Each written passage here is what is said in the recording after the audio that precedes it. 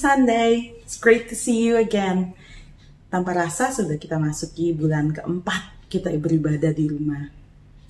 Pasti rasanya kangen banget untuk ketemu dengan saudara seiman di gereja. Tetapi satu hal yang kita percaya, kalau waktu Tuhan adalah yang terbaik. Amin. Dan kita juga percaya saat kita bersatu untuk memuji dan menyembah Tuhan di dalam hadirat Tuhan, mujizat tetap terjadi. Mari kita siapkan hati kita untuk terus tenggelam dalam hadirat Tuhan. Tuhan memberkati. Have a blessed service. Shalom and welcome home. Selamat datang di GBI CK3. Berikut adalah pengumuman kegiatan gereja selama sepekan. Untuk persembahan dapat ditransfer melalui nomor rekening BCA 458-255-0500 atas nama M. Sofian Tanuhendrata dan Jimmy Chandra Melia. GBI CK3 mengadakan Care Ministry. Care Ministry ini adalah satu respon dari GBI CK3 untuk membantu jemaat dan sesama yang terkena dampak daripada COVID-19. Bagi Bapak Ibu yang rindu untuk berpartisipasi dan berkontribusi dalam pelayanan kasih ini, dapat menghubungi nomor telepon yang tertera di layar Anda. Doa malam diadakan setiap hari Rabu, jam 7 malam dengan ID Zoom meeting seperti yang tertera, dan bersama-sama kita akan berdoa bagi keluarga, bagi bangsa Indonesia, dan kita percaya bahwa doa orang benar bila didoakan dengan yakin maka sangat besar kuasanya. Ibadah Junior Church akan diadakan setiap hari Jumat jam 13.30. So, join us. Cool atau Community of Love akan diadakan setiap hari Jumat. Cool Dewasa Muda diadakan setiap Jumat jam 20.00. Bersama di dalam Cool, kita akan tumbuh bersama dan memenangkan jiwa bagi kemuliaan nama Tuhan Yesus. Demikian pengumuman kegiatan gereja selama sepekan. Tuhan Yesus memberkati. Selamat hari Minggu. Kami bersyukur Tuhan untuk pagi hari ini. Kami percaya Engkau ada di dalam rumah-rumah kami ya Tuhan. Dan kami percaya mujizat-Mu nyata di dalam hidup kami, menyertai kami.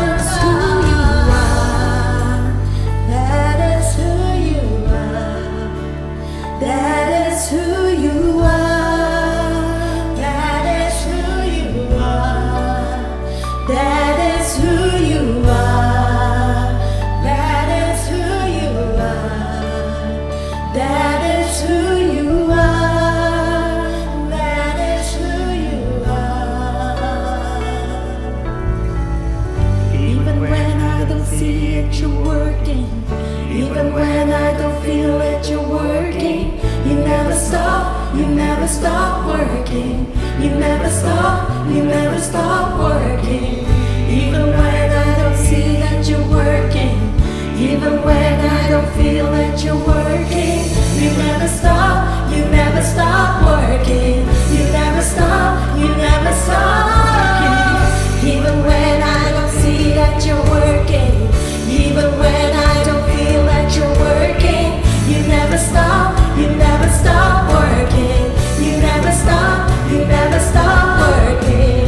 Waymaker, miracle worker, promise keeper, light in the darkness. My God, that is who you are. Waymaker, miracle worker, promise keeper, light in the darkness.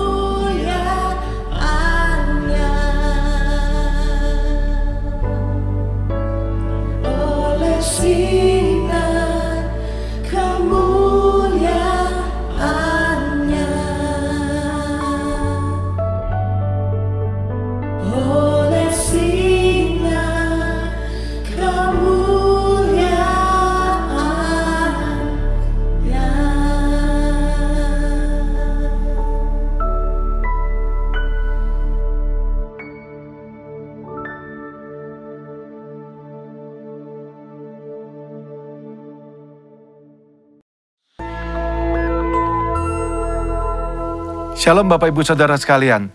Hari ini kita akan membahas tentang ibadah online dan ibadah offline. Pandemi COVID-19 yang terjadi di tahun 2020 telah membawa begitu banyak perubahan dalam kehidupan kita semua. Cara kita belajar berubah, cara kita bekerja sekarang juga harus berubah. Begitu juga dengan cara kita hidup, semuanya telah berubah. Termasuk bagaimana cara gereja menjalankan ibadahnya hari-hari ini. Gereja berpindah dari ibadah offline menjadi ibadah online untuk menyikapi situasi yang sedang berkembang. Pertanyaannya, apakah ibadah online itu sesuai dengan firman Tuhan atau tidak? Untuk itu, mari kita belajar tentang apa itu gereja. Dalam Matius 16 ayat yang ke-18, firman Tuhan berkata, "Dan aku berkata kepadamu, engkau adalah Petrus, dan di atas batu karang ini, aku akan mendirikan jemaatku, dan alam maut tidak akan menguasainya." Kata jemaat di sini diambil dari bahasa asli yaitu eklesia. Ek artinya keluar dan kalein artinya memanggil. Eklesia, Tuhan memanggil umatnya dari dalam dunia untuk masuk ke dalam kerajaan Allah. Dari pengertian ini kita bisa mendapati pemahaman bahwa gereja itu bukan bicara soal gedung, tempat, organisasi, dan lain sebagainya. Tapi gereja berbicara tentang orang-orang yang ada di dalamnya. Gereja adalah perkumpulan orang-orang kudus yang menerima keselamatan lewat pengorbanan Yesus di kayu salib, yang percaya bahwa Yesus adalah Tuhan, penuh dengan Roh Kudus, dan hidupnya sesuai dengan firman Tuhan. Itulah gereja yang sesungguhnya. Dan kita adalah gereja. Ya, Anda adalah gereja. Kitalah semua gereja yang sesungguhnya. Sekarang bagaimana dengan ibadah online? Apakah ibadah online itu Tuhan berkenan atasnya? Apakah Tuhan menyertai ibadah online? Apakah ibadah online adalah sesuatu yang sah dan benar untuk kita lakukan? Jawabannya tentu saja iya. Tuhan pasti menyertai ibadah online. Tuhan hadir di dalam ibadah online. Dan ibadah online adalah ibadah yang sah dan boleh kita lakukan. Apa dasarnya? Ingat, gereja bukan bicara soal gedung, tempat, dan organisasi. Tapi gereja berbicara tentang orang-orang yang ada di dalamnya. Bagi sebagian orang, mereka merasa bahwa beribadah online rasanya berbeda dengan pada waktu ibadah offline. Tentu saja Bapak Ibu Saudara, berkumpul bersama dengan 100 orang rasanya pasti berbeda dengan berkumpul bersama 2 atau 3 orang seperti yang sedang kita lakukan sekarang. Tapi ingat, jangan pakai perasaan. Datang kepada Tuhan pakai iman, jangan pakai perasaan. Yohanes 4 ayat 23-24 firman Tuhan berkata seperti ini. Tetapi saatnya akan datang dan sudah tiba sekarang, bahwa penyembah-penyembah benar akan menyembah Bapa dalam roh dan kebenaran, sebab Bapa menghendaki penyembah-penyembah demikian. Allah itu roh, dan barang siapa menyembah Dia harus menyembahnya dalam roh dan kebenaran. Dikatakan bahwa kita itu menyembah Tuhan yang adalah roh. Roh itu tidak bisa dibatasi oleh ruang dan waktu. Artinya, ibadah kita juga seharusnya tidak dibatasi oleh ruang dan waktu. Kenapa? Karena Tuhan bisa datang kapanpun, dimanapun, dan dengan cara apapun. Tuhan adalah pribadi yang tidak bisa dibatasi oleh ruang, waktu, dan tempat. Begitu juga seharusnya dengan ibadah-ibadah kita. Apakah masih ingat peristiwa pencurahan Roh Kudus di zaman para rasul? Mereka tidak punya gedung yang bagus, mereka tidak berkumpul di tempat yang mewah, mereka tidak punya peralatan sound system seperti yang kita miliki sekarang. Tetapi lihat apa yang terjadi pada waktu mereka berkumpul bersama-sama sebagai sebuah gereja, unity di sana. Tuhan mencurahkan rohnya atas mereka semua. Yang paling penting adalah esensinya, bukan caranya. Ibadah secara online adalah cara untuk kita melakukan sesuatu dalam menyikapi situasi yang ada hari-hari ini. Tetapi yang tidak boleh berubah adalah esensi daripada ibadah itu sendiri. Apa esensi dari sebuah ibadah? Tuhanlah yang menjadi pusat dari semua yang kita lakukan pada waktu ibadah itu berlangsung. Cara bisa berubah, cara hari ini bisa berbeda dengan cara tahun yang akan datang. Tetapi esensi dalam sebuah ibadah tidak pernah boleh berubah. Selain daripada itu, apakah kita sadar bahwa lewat ibadah online, firman Tuhan itu tersebar lebih jauh dan lebih luas daripada yang pernah kita bayangkan sebelumnya. Dengan kata lain, ibadah secara online ini mempercepat penyebaran Injil. seperti yang diperintahkan dalam amanat agung. Sekarang kita akan membahas bagian terakhir. Apakah setelah pandemi ini berakhir, kita tidak perlu lagi datang ke gereja atau mengikuti ibadah offline seperti sebelumnya? Tentu saja tidak, Bapak Ibu Saudara sekalian. Ada 3 alasan kenapa kita tetap harus datang ke gereja, berkumpul bersama-sama seperti yang kita lakukan di masa sebelumnya. Alasan yang pertama, 1, adalah atmosfer atau suasana ibadah. Yang kedua, tentang impartasi dan pengurapan kuasa Roh Kudus yang biasa dilakukan lewat penumpangan tangan.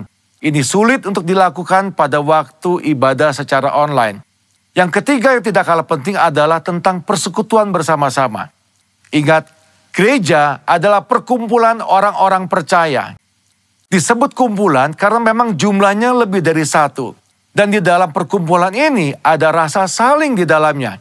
Saling sayang, saling mengasihi, saling menegur, saling membangun, saling menyapa, saling mendoakan, saling menguatkan. Nah, hal-hal seperti ini tentu sulit untuk dilakukan di dalam ibadah secara online. Pada dasarnya kita adalah makhluk sosial. Tuhan menciptakan kita tidak untuk sendirian. Kita perlu untuk bertemu, berinteraksi satu sama lain kepada saudara-saudara seiman kita. Apakah Bapak Ibu Saudara tidak kangen untuk kembali beribadah bersama-sama dengan teman-teman kita sebelumnya? Kembali saling sapa, saling tegur, bertemu dengan gembala kita sendiri. Ayo jangan tinggalkan ibadahmu hari-hari ini. Tuhan Yesus tetap dekat dengan kita. Tuhan menyertai kita semua. Shalom.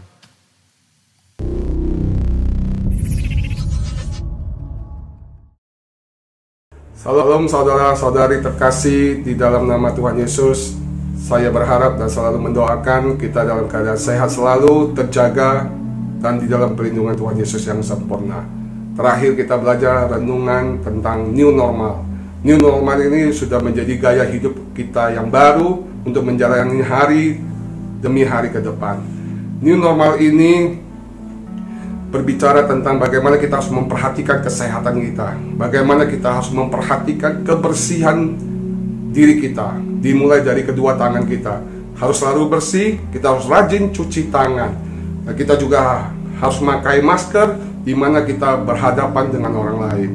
Juga ini berbicara bagaimana kita harus menjaga jarak antara satu dengan yang lainnya, dan sebagainya. New normal juga berbicara bagaimana kita juga harus memperhatikan orang lain. Kita berempati dengan hidup orang lain. Di mana ketika kita kurang sehat, dianjurkan kita tetap berada di rumah saja. Ketika kita bersin, kita menutup hidung kita. Ketika kita batuk, kita menutup mulut kita. Supaya kita tidak mengganggu orang lain. Oke.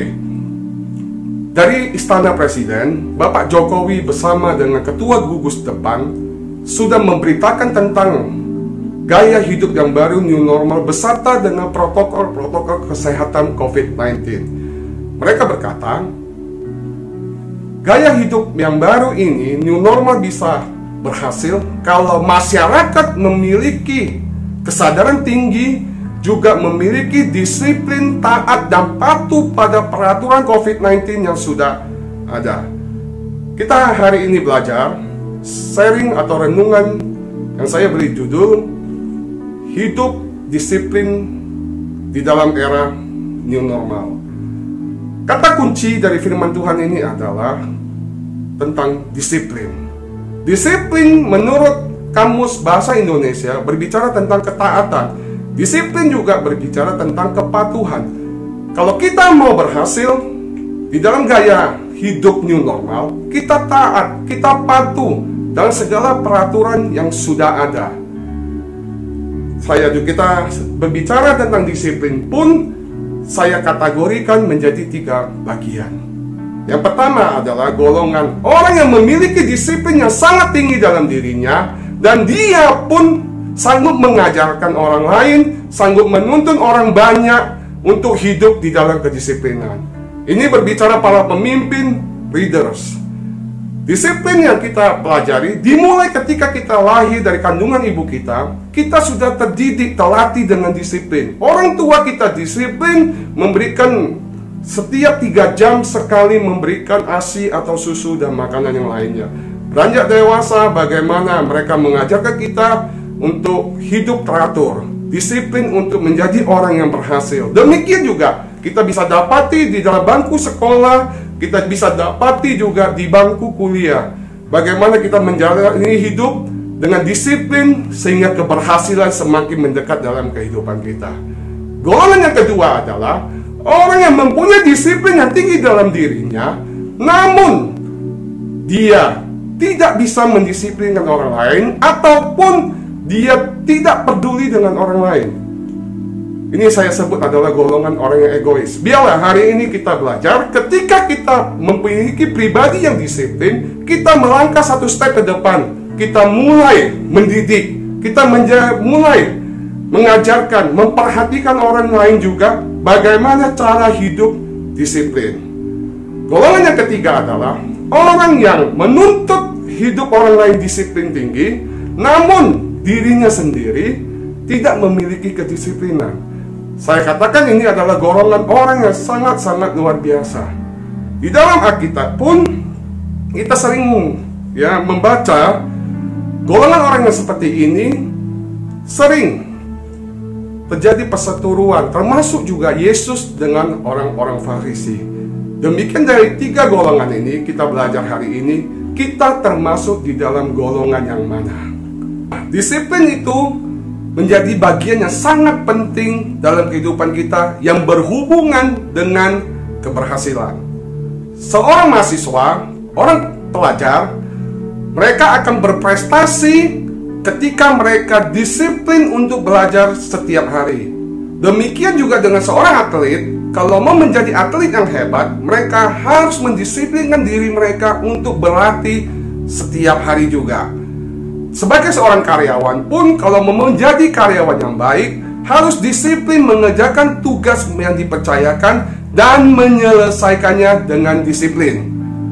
Artinya, disiplin itu sangat berhubungan dengan keberhasilan di dalam hidup kita. Demikian juga berlaku di dalam dunia rohani.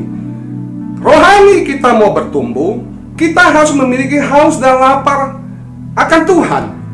Kita harus memiliki hasrat untuk masuk dalam hadirat Tuhan. Kita memiliki sikap hati yang selalu rindu ketemu dengan Tuhan. Juga kita harus belajar kebenaran firman Tuhan dengan membaca Alkitab setiap hari.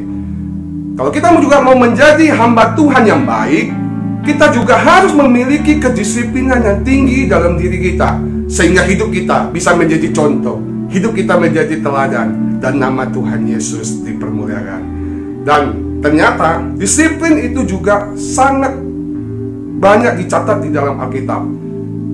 Mari kita belajar kebenaran firman Tuhan di dalam Amsal 16 ayat 32. Demikian firman Tuhan, orang yang sabar melebihi seorang pahlawan. Orang yang menguasai dirinya, terjemahan lain berbicara self-discipline, melebihi orang yang merebut kota. Artinya orang yang memiliki disiplin melebihi orang yang merebut kota. Bayangkan saja, di dalam peperangan, pahlawan yang berhasil merebut kota pastikan menuai sukacita. Mereka akan sangat berbahagia. Artinya, disiplin pun sangat berhubungan yang namanya kebahagiaan. Orang yang memiliki disiplin, pastikan dia akan menciptakan kepuasan dalam hidupnya. Orang yang memiliki disiplin pun akan menciptakan suasana hati yang baik.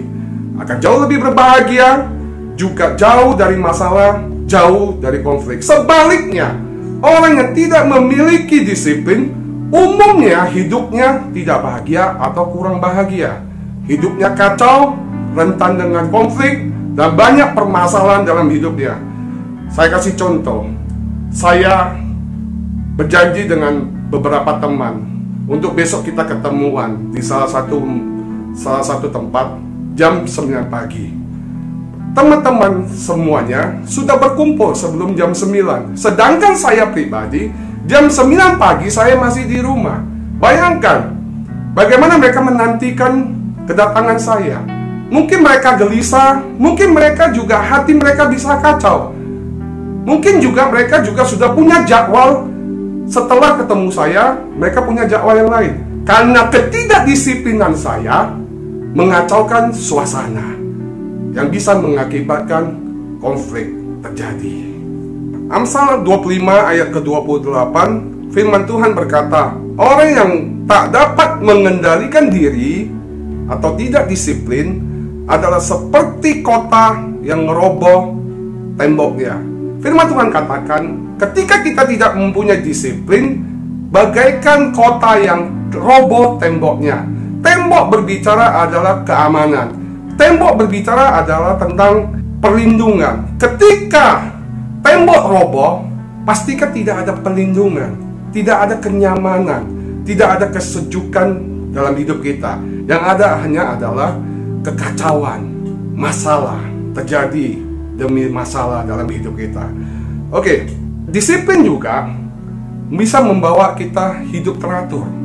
Pastikan, ketika kita memiliki hidup yang teratur, orang yang teratur pastikan hidupnya jauh lebih hebat, jauh lebih berhasil dibandingkan orang yang tidak memiliki keteraturan dalam hidupnya. Untuk sehat dan umur panjang, kita harus teratur untuk mengkonsumsi makanan yang sehat saja. Untuk sehat dan umur panjang pun, kita harus teratur untuk istirahat. Kita juga harus rajin dan teratur untuk berolahraga. Artinya adalah disiplin adalah kunci membawa kita lebih ahli, lebih sukses, dan lebih berhasil. Seorang pemusik mau berhasil harus teratur, disiplin untuk belajar, disiplin untuk upgrade dirinya. Demikian juga seorang pembicara mau menjadi pembicara yang hebat, berhasil, juga harus mendisiplin dirinya untuk belajar, mendisiplinkan dirinya untuk membaca, mendisiplinkan dirinya juga untuk berlatih. Demikian juga seorang atlet sepak bola. Atlet sepak bola yang hebat juga harus mendisiplinkan dirinya dengan teratur untuk berlatih. Saya mau kasih satu contoh. Di dalam tim sepak bola, yang mengenal kita pertama adalah pelatih kita.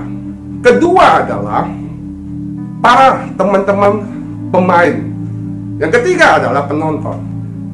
Ketika kita 3 hari tidak disiplin atau 1 minggu tidak disiplin untuk berlatih, pastikan pelatih kita tahu.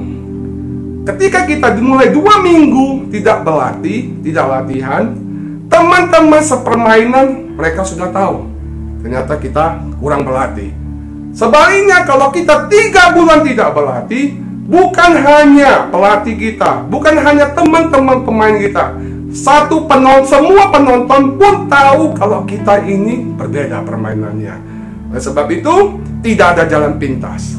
Keberhasilan harus dilalui dengan kedisiplinan. Keberhasilan harus dilalui dengan hidup yang teratur.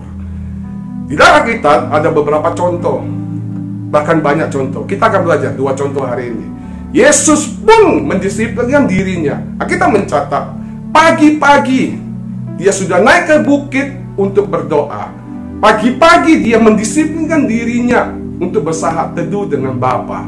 Contoh yang kedua dalam Alkitab adalah Rasul Paulus. Di dalam firman Tuhan 1 Korintus 9 ayat 27, tetapi aku melatih tubuhku dan menguasai seluruhnya, supaya sesudah memberitakan Injil kepada orang lain, jangan aku sendiri ditolak. Paulus memiliki kesadaran yang tinggi, keinginan yang tinggi untuk mengakhiri hidupnya, pertandingannya dengan baik. Jangan sampai dia bisa membawa orang ketemu Tuhan, jangan sampai dia membawa orang bisa diubahkan, sedangkan pribadinya, akhir daripada hidupnya, dia tertolak.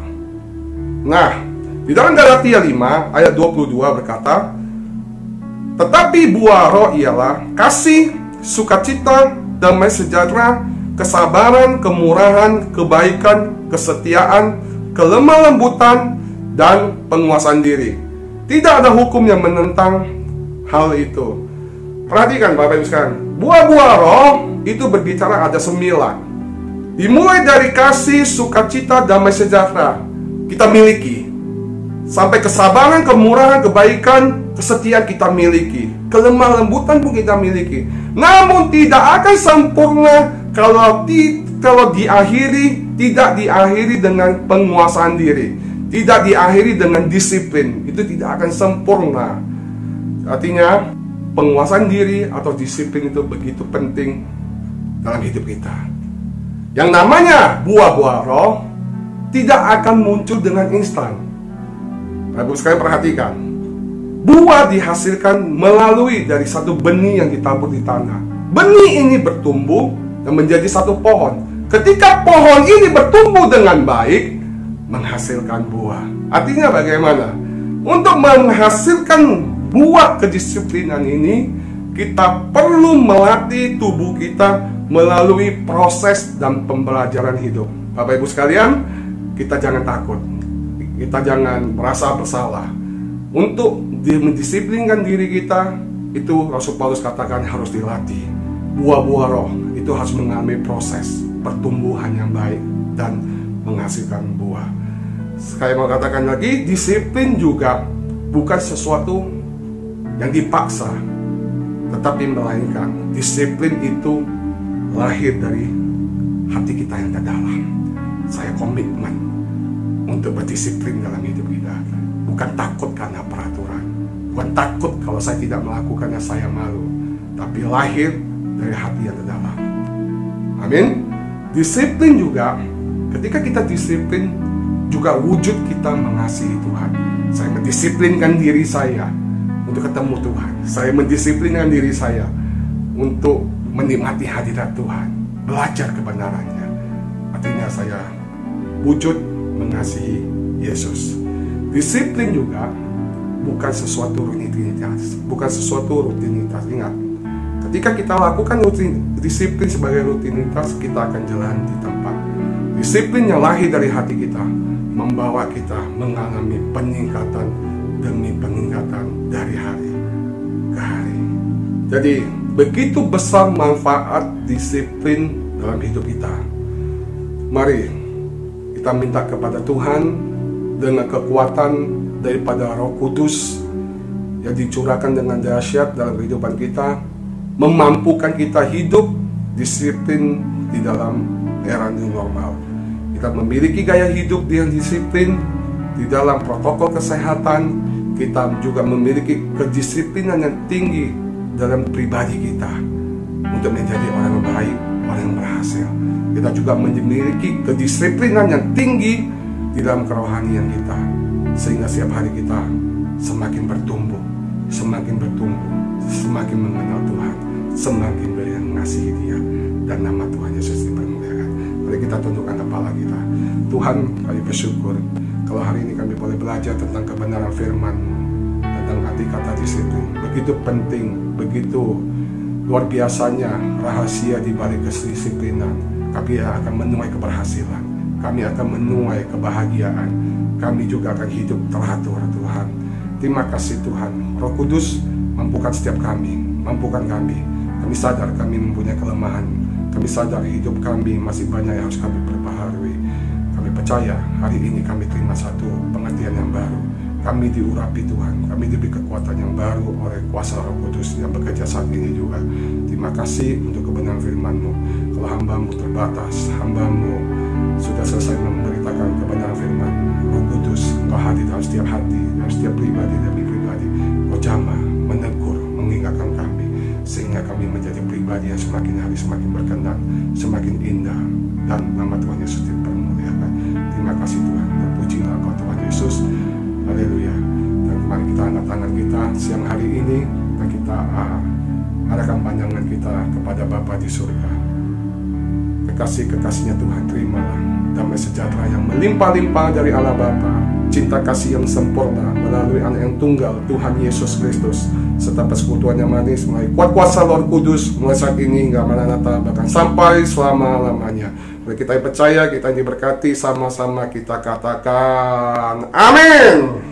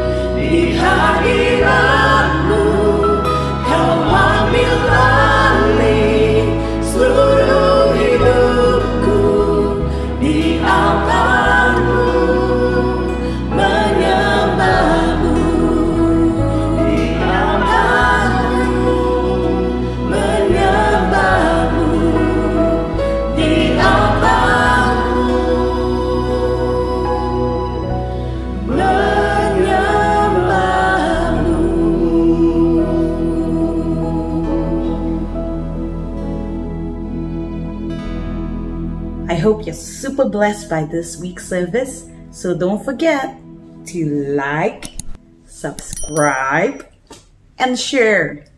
God bless you. Happy Sunday.